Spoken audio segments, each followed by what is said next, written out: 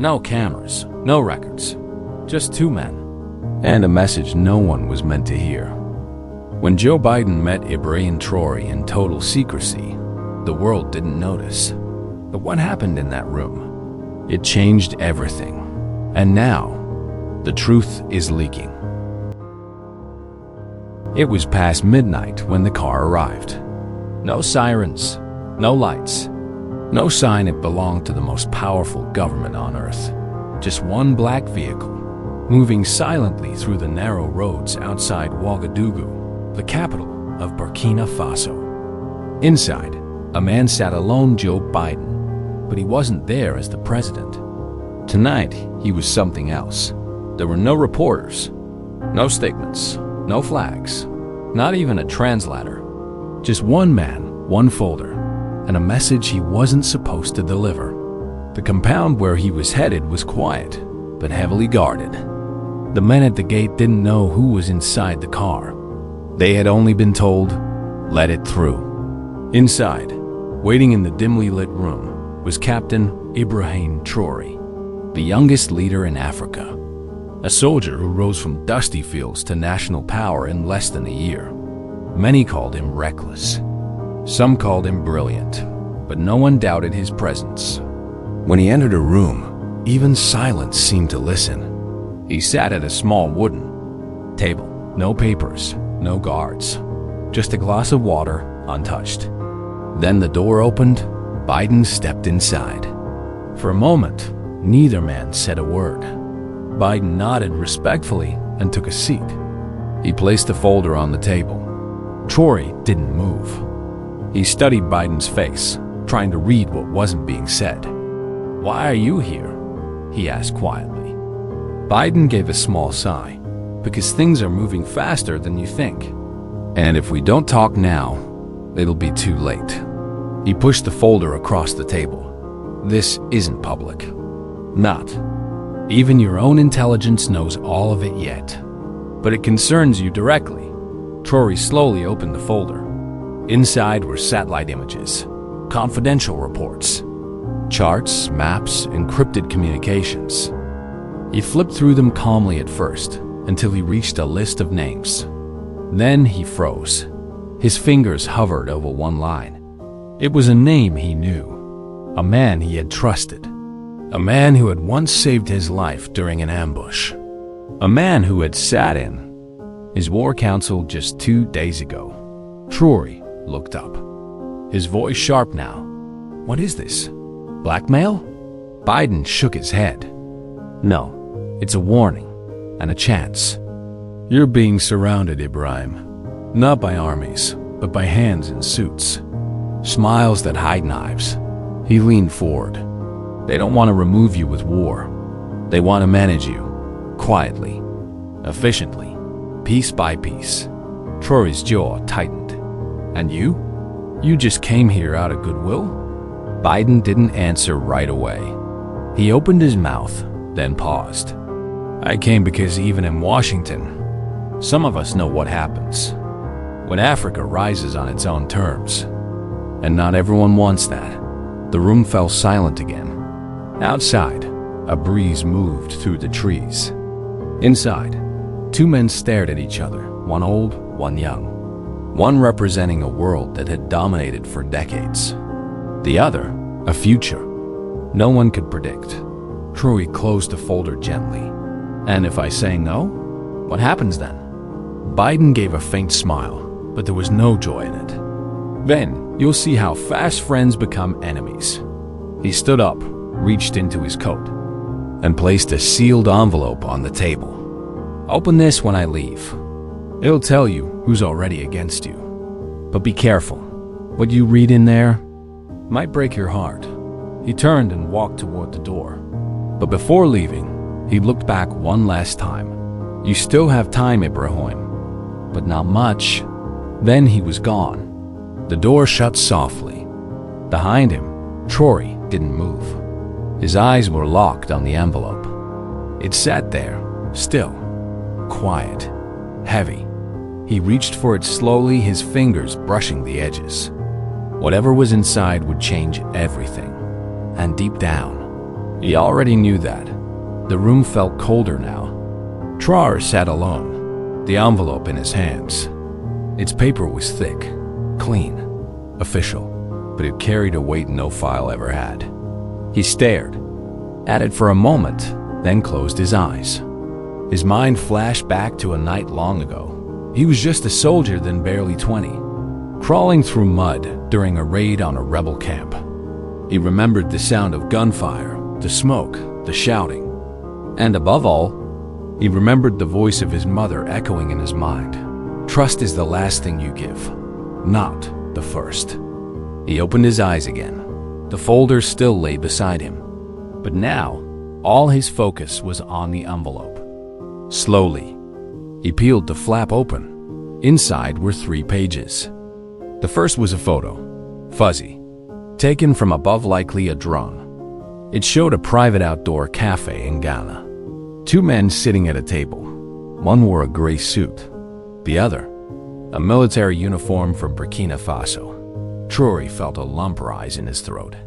It was a man he knew well, a man who stood behind him at every public speech, who held the radio during crisis drills, who called him my president like it meant something. Now, he was sitting across from a Western diplomat, laughing. The second paper was worse. It was a banking report. A transaction large, quiet, well hidden. Money sent from a foreign development fund into a personal offshore account. The name matched the man in the photo. And the third page was a printed transcript. A conversation. Traore began to read. He still trusts me, the voice said. That's the point, the other replied. When the time comes, he won't see it coming. Traore froze. He read it again. He won't see it coming. The words ran in circles inside his head, each time louder. He felt his chest tighten not from rage, but from something colder, disbelief. This wasn't war. This wasn't rebellion. This was betrayal. And it wasn't coming from his enemies. It was coming from the ones who had stood beside him, smiled at him, saluted him. He stood up, paced the room, then stopped by the window. Outside, the lights of the city flickered in the distance. People were sleeping, living their lives, trusting him to protect them. But he couldn't protect them from a shadow he didn't see. He called his most trusted man Major Coulibaly. Within seconds, Coulibaly entered. He could see it in Traore's face. Something had shifted. Seal this room, Traore ordered. No one comes in, no one goes out. Not until I say. Coulibaly nodded without hesitation. Understood. Traore handed him the documents. Read this. Then tell me how deep we've been cut. Coulibaly flipped through the pages. His eyes narrowed as he read. When he finished, he looked up. Sir, this is not just one man. This is a network. Traore nodded. Then we cut the whole web. He walked to a locked cabinet and opened a drawer.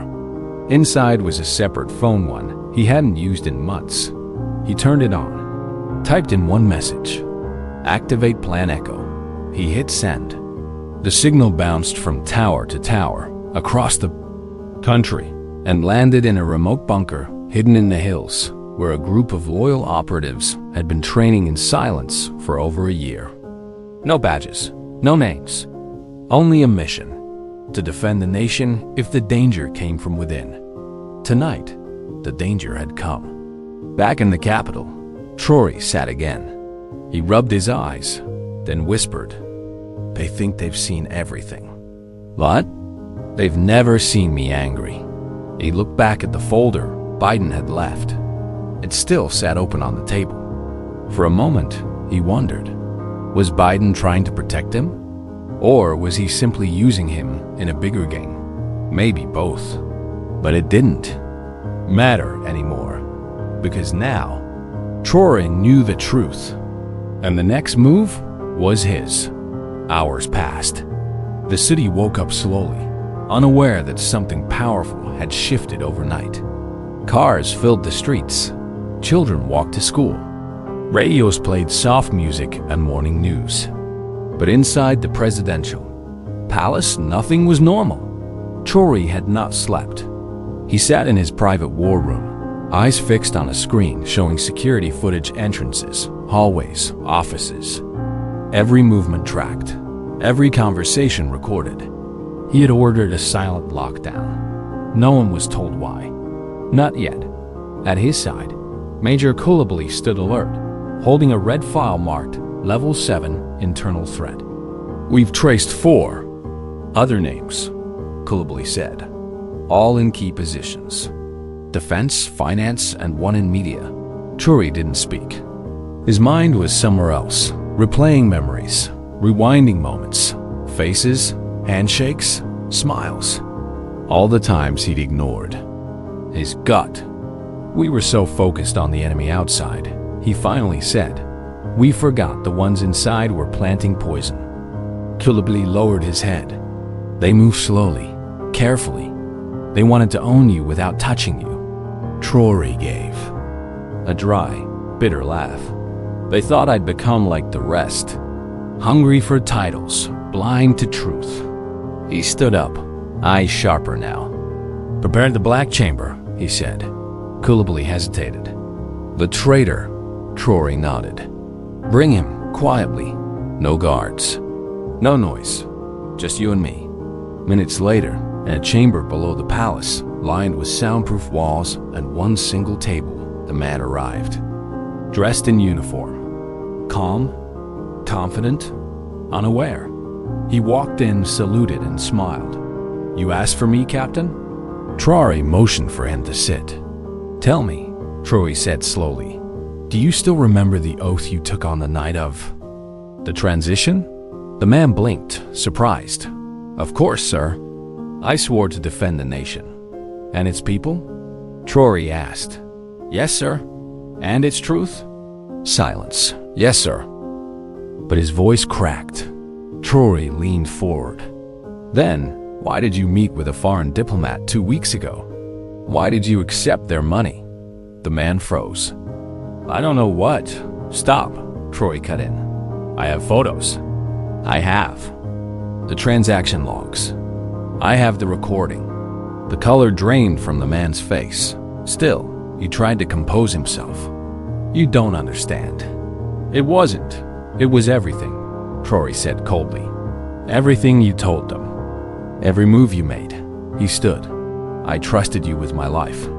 My people trusted you with their future. And you sold it like a cheap toy." The traitor said nothing. He looked at the floor. "Why?" Traore asked. "What did they promise you?" "A future," the man whispered. "Then you've never seen what real futures cost." He turned to Coulibaly. "Take him. No public arrest. No drama. We're not doing this for the world.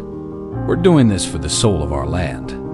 As they led the man away, Traore returned to his chair. He opened a small notebook, one he kept hidden even from his closest allies. On the first page, written in his own handwriting, were 5 words. "Truth must come before power." He stared at those words for a long time. Then he picked up a secure phone. It rang twice. A voice answered. "Ready," the voice said. "Send the file," Traore ordered. "To who?" "Everyone." The voice hesitated. "Everyone? In the world?" "Yes," he said. "Let the world see what happens when a people refuse to be bought." At exactly 7:45 a.m., global inboxes began to ping. Journalists, embassies, intelligence agencies, even political commentators on YouTube, all received the same encrypted file from a source labeled only Burkina Command, Echo Access, Level Red. Inside, there was no headline, just a raw, uncut audio recording. The voices were clear. "We'll keep him in power until the switch is ready," said one. "He's too popular now. If we remove him directly, it'll explode. Let him speak his slogans. We own the wires underneath.